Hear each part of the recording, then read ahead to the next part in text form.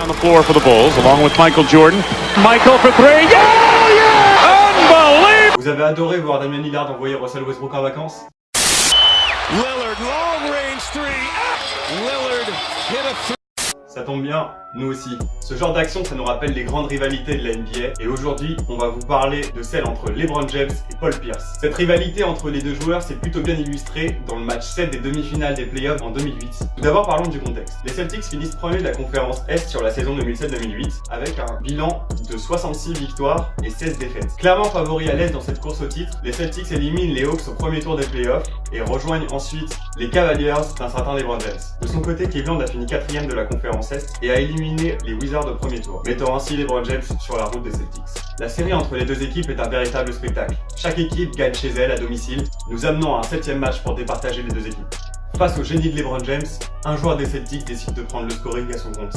Et c'est Paul Pierce qui se jette à l'eau pour les siens. Il répond aux attaques de LeBron James à sa façon lui-même et nous offrant un duel épique. Les Celtics conservent une longueur d'avance sur les Cavs de LeBron James, mais savent très bien qu'ils ne sont jamais à l'abri d'un gros coup de chaud du King. Sur le terrain, Paul Pierce et LeBron James continuent de s'affronter, marquant tous deux énormément de points, si bien qu'à la fin du 3ème quart-temps, les deux joueurs marquent respectivement plus de points que leur équipe. Les Cavs entament bien leur 4ème quart-temps et réduisent l'écart de 1 point grâce à l'interception de LeBron James sur Paul Pierce, qui s'envole ensuite au dunk. Malgré la détermination des Cavs, les Celtics parviennent à prendre le large grâce à leur collectif et des joueurs incroyables comme Kevin Garnett, Ray Allen, Rajon Rondo, et surtout grâce à un Paul Pierce de folie qui réussit ici à prendre le temps mort. En manque de temps, les Cavs font faute sur Paul Pierce qui sera amené à tirer devant ses francs. Il mettra le premier lancer avant de sourire à son adversaire du soir, le monstrueux LeBron James. Il rentre le second et envoie les Cavs en vacances.